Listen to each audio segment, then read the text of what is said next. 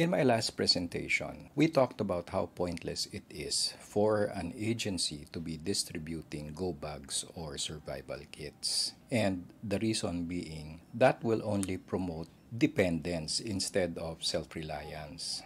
Ngayon, what I suggest is for people to build their own survival kits rather than depend on any agency or any institution para mag-provide sa kanila ng survival kits.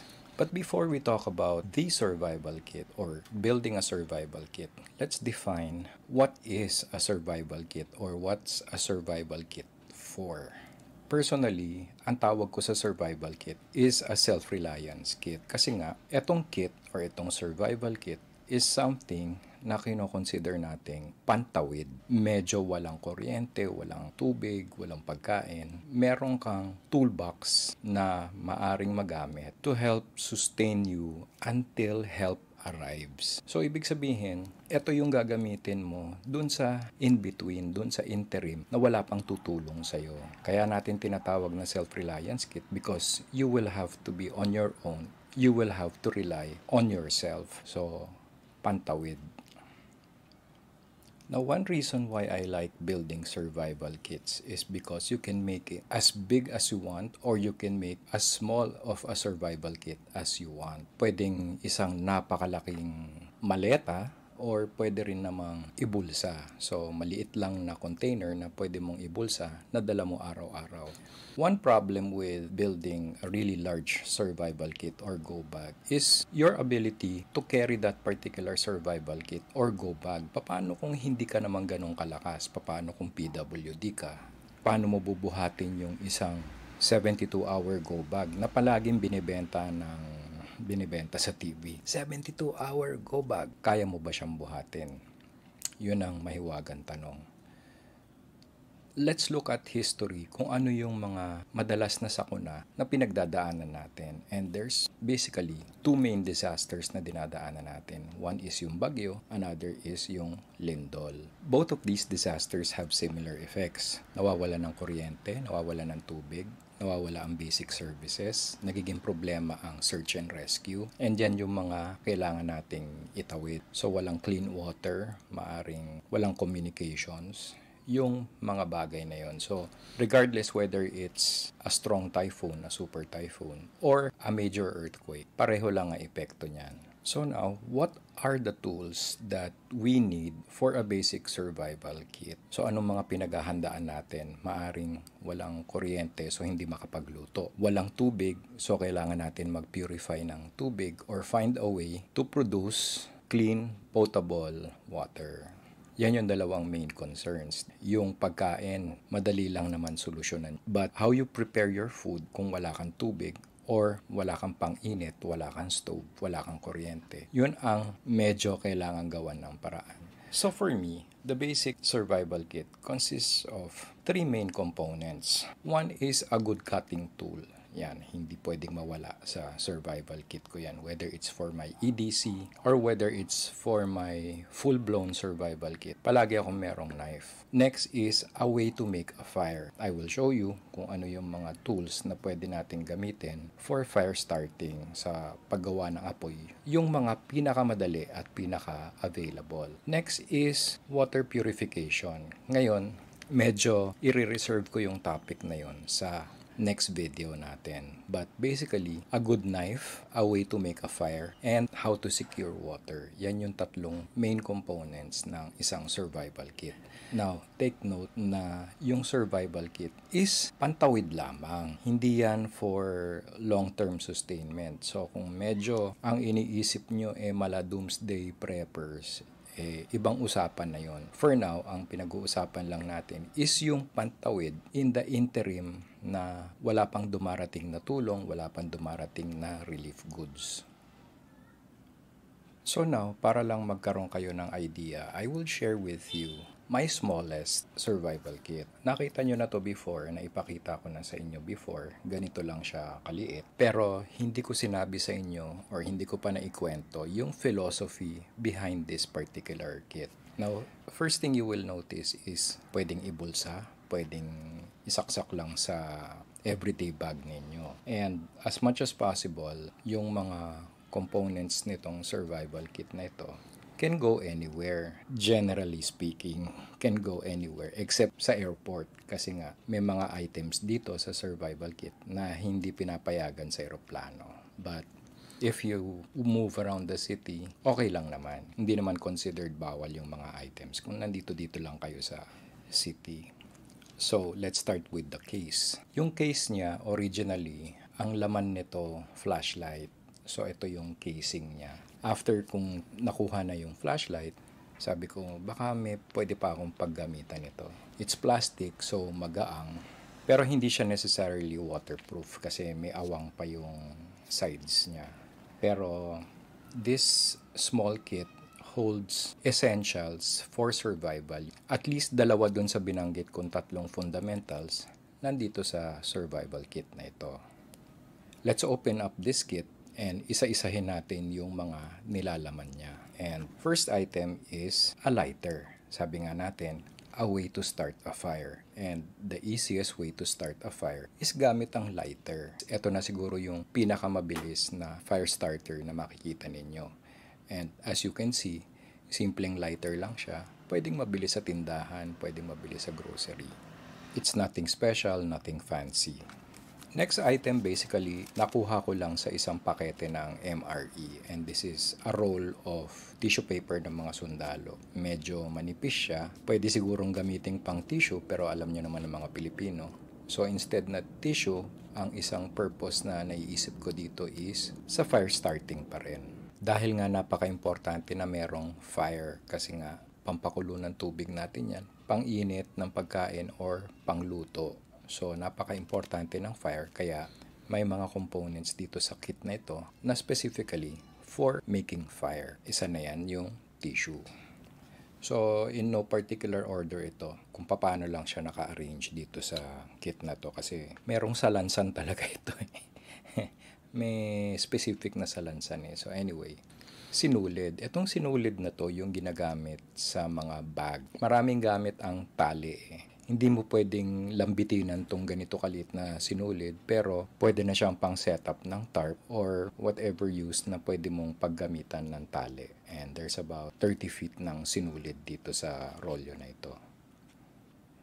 Next item is pencil. Nakita nyo naman, itong pencil na to, pinutol ko lang para magkasya dito sa loob ng box. Ano pa bang mas common pa sa pencil? Diba? Pinutol ko lang tapos tinasahan ko kasi maraming pwedeng paggamitan ng lapis. Diba? Pwede kang sumulat ng love letter, pwede kang mag-SOS.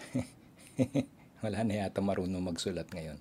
Pero napaka-importante ng lapis. Nothing special, pwedeng mabili sa bookstore, di ba? Next, medyo kakaiba na gamit. It's a combination of a whistle and fire starter. Hindi ko pwedeng lakasan. And meron siyang fire steel. Again, for making fire. This is another way, an alternate way. May lighter tayo, meron tayong fire steel. Panggawa ulit ng apoy. At the same time, yung whistle, in case na kailangan nyo mag-signal. So, imbes na sumigaw-sigaw kayo, pumito na lang kayo.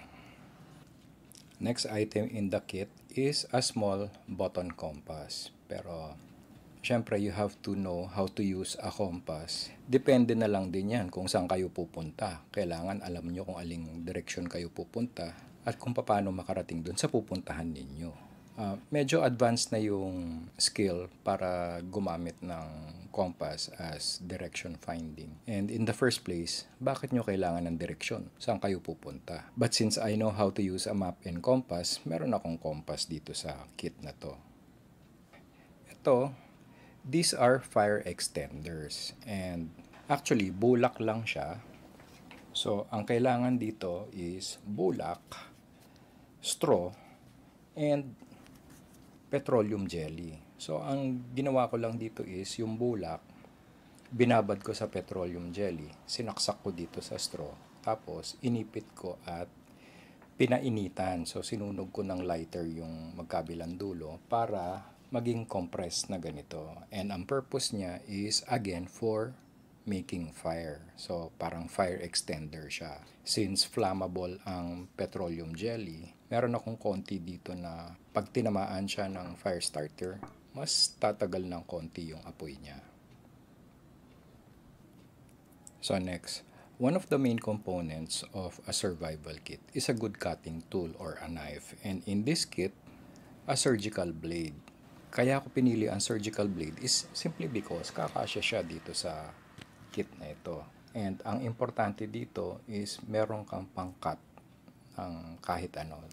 Gawan mo na lang siya ng handle para magamit mo siya safely. Pero napaka-importante kasi na merong cutting tool ang survival kit.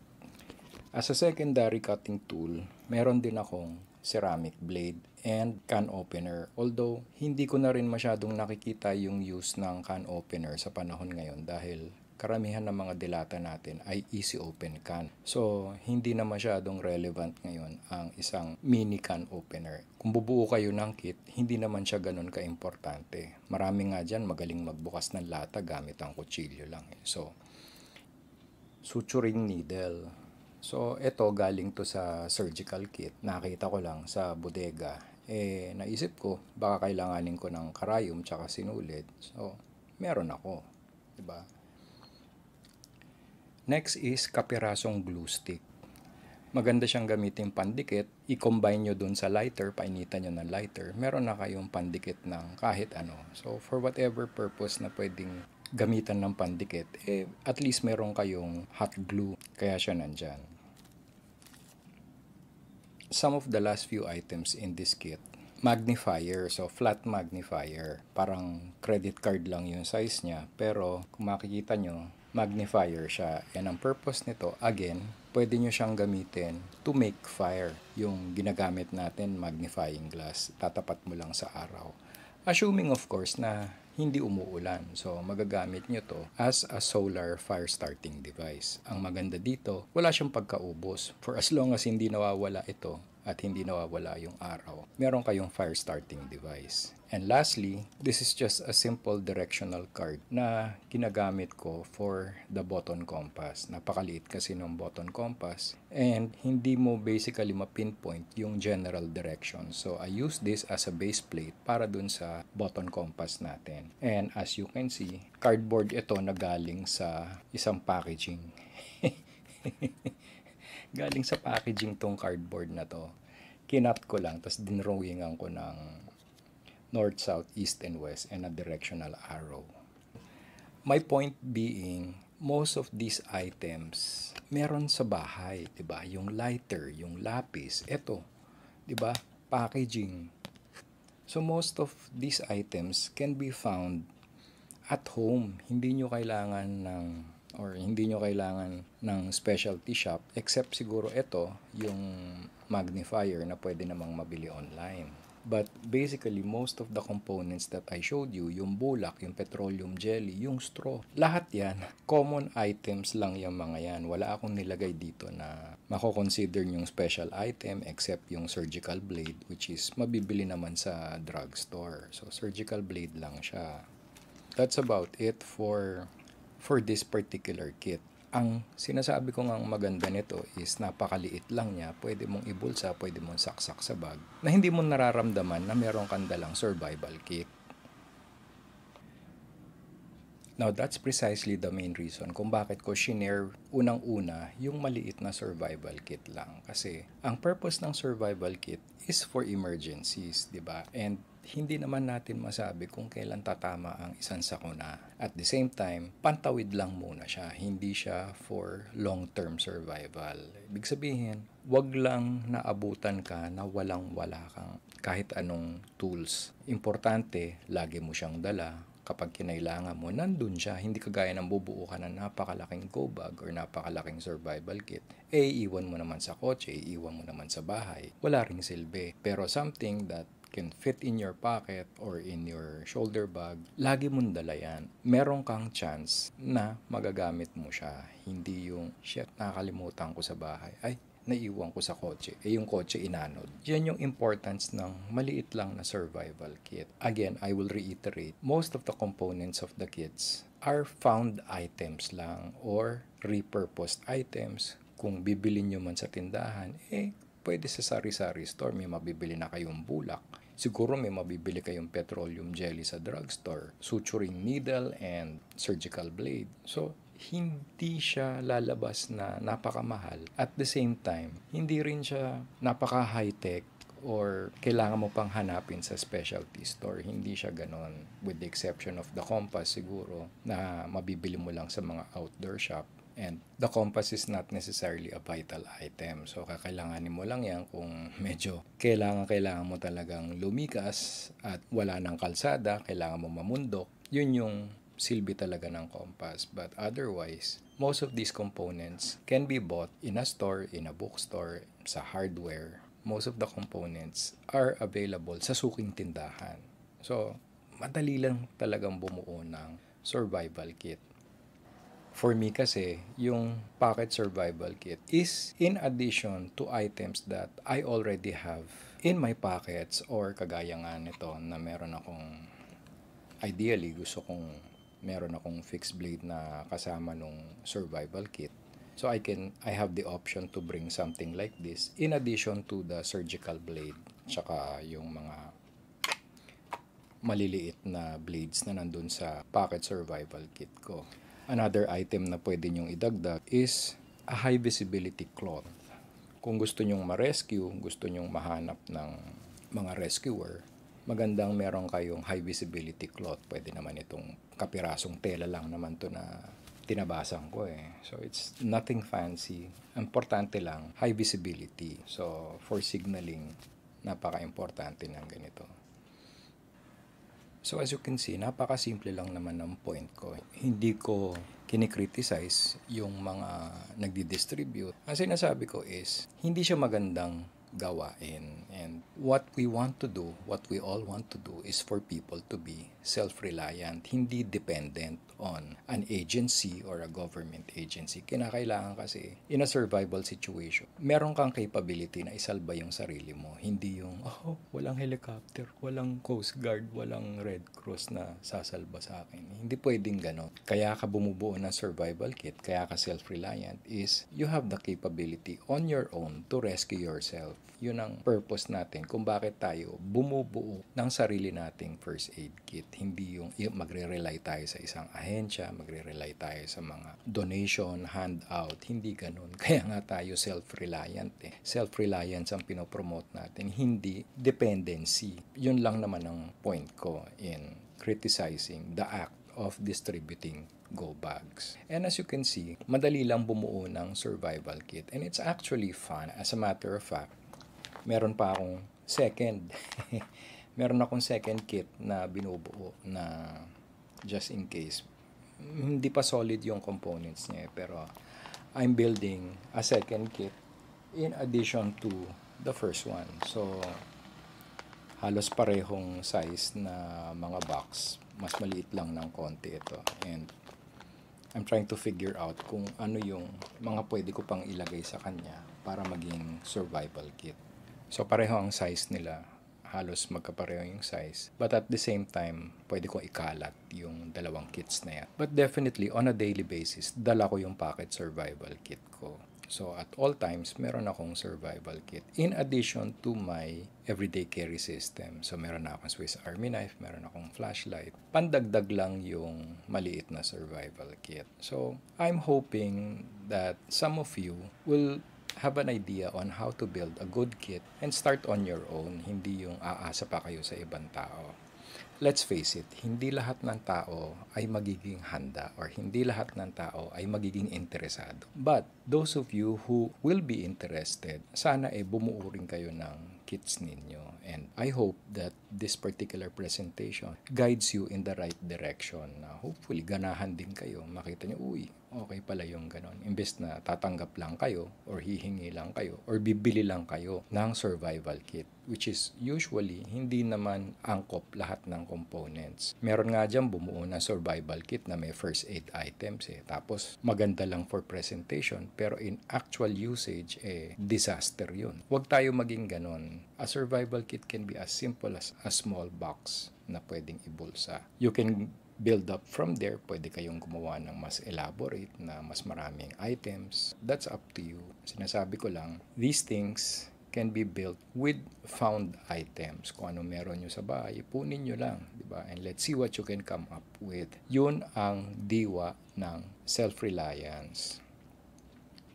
And if you think you found this video interesting, and if you're interested in seeing my other survival kit builds, then comment, like, share, subscribe. Kung pwede, click nyo yung QR code at the end of this video para namang meron akong pang-build ng panibagong survival kit.